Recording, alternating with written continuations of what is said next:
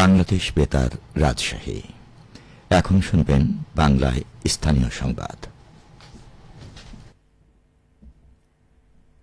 আসসালামু আলাইকুম। বাংলাদেশ বেতার রাজশাহী স্থানীয় সংবাদ পড়ছি রুকসানা আক্তার লাকি। প্রাথমিক ও গণশিক্ষা প্রতিমন্ত্রী ববি হাজ্জাজ বলেছেন, কোন শিশু বিদ্যালয়ের বাইরে থাকবে না এবং প্রতিটি শিশুকে সঠিক শিক্ষায় শিক্ষিত করতে হবে। প্রাথমিক শিক্ষার ক্ষেত্রে এ দুটি বিষয়কে সর্বোচ্চ গুরুত্ব দেওয়া হচ্ছে। চাঁপাইনবাবগঞ্জে সরকারি প্রাথমিক বিদ্যালয়ের ফিডিং কর্মসূচি ও প্রাথমিক শিক্ষার মান উন্নয়ন বিষয়ে প্রধান শিক্ষকদের ওরিয়েন্টেশন ও মতবিনিময় সভায় গতকাল শহরের শহীদ সাটু হলে প্রধান অতিথির বক্তব্যে তিনি এসব কথা বলেন। প্রতিমন্ত্রী বলেন, প্রধানমন্ত্রীর নেতৃত্ব ও দিক নির্দেশনায় প্রাথমিক শিক্ষার মান উন্নয়নে সরকার কাজ করছে। বিদ্যালয়ের বাইরে থাকা প্রতিটি শিশুকে শিক্ষার আওতায় আনা এবং শিক্ষার গুণগত মান নিশ্চিত করা সরকারের অন্যতম প্রধান লক্ষ্য।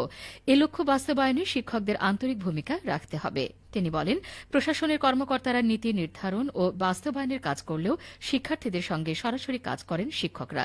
তাই শিক্ষার্থীদের নিয়মিত উপস্থিতি নিশ্চিত করার পাশাপাশি তাদের প্রতি মনোযোগী হয়ে মানসম্মত শিক্ষা দিতে হবে। জেলা প্রশাসক আবু সালেম মোহাম্মদ মুসা জঙ্গির সভাপতিত্বে সভায় বিশেষ অতিথি হিসেবে চাঁপাইনবাবগঞ্জ ৩ আসনের সংসদ সদস্য মোহাম্মদ নুরুল ইসলাম বুলবুল, জেলা পরিষদ প্রশাসক মোহাম্মদ হারুনুর রশিদ সহ সংশ্লিষ্ট কর্মকর্তারা উপস্থিত ছিলেন। রাজশাহীতে সারের কোনো সংকট নেই, কৃত্রিম সংকট তৈরির চেষ্টা করা হলে কঠোর ব্যবস্থা নেওয়া হবে উল্লেখ করে রাজশাহীর জেলা প্রশাসক কাজী শহীদুল ইসলাম বলেছেন, কালোবাজারি ও অবৈধভাবে সার মজুত করে কৃত্রিম সংকট তৈরির সঙ্গে জড়িত ব্যক্তিদের বিরুদ্ধে অভিযান অব্যাহত রয়েছে। এ নিয়ে বিস্তারিত আমাদের মহানগর সংবাদদাতা রাজু আহমেদের প্রতিবেদনে। বাংলাদেশ সরকার কৃষিকে সর্বোচ্চ অগ্রাধিকার দিয়ে কৃষকদের জন্য ভর্তুকি মূল্যে সার বিক্রি করে আসছে।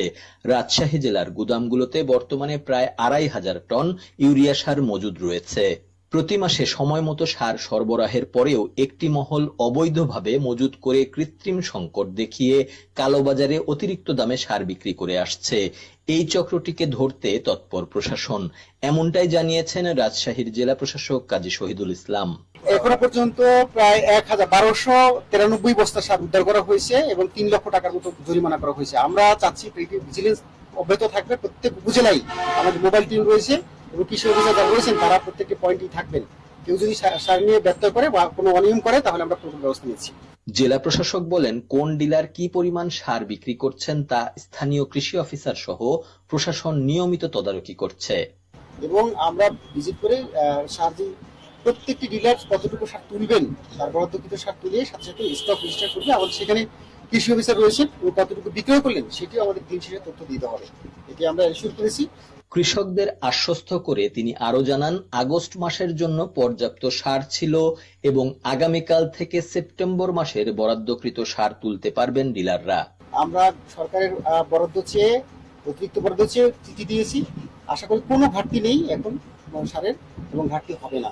যদি কেউ কৃত্রিম সংকট সৃষ্টি করতে চায় আমরা প্রপার ব্যবস্থা নেব এবং আমাদের যে পর্যাপ্ত সার রয়েছে এই মাস থেকে আছে, আগামী দিন থেকেই আপনার সেপ্টেম্বর মাসে সার তুলতে পারবে। সারের কোনো এখন ঘাটতি আমরা দেখতে পাচ্ছি না। বুধবার রাজশাহী বিভাগের নবনিযুক্ত কমিশনার মোহাম্মদ ইউসুফ আলীকে সাথে নিয়ে উপজেলার বিভিন্ন ডিলার পয়েন্ট পরিদর্শন করেন জেলা প্রশাসক কাজী শহীদুল ইসলাম।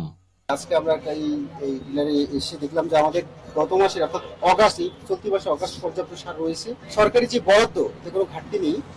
রাজু আহমেদ, বাংলাদেশ বেতার, রাজশাহী।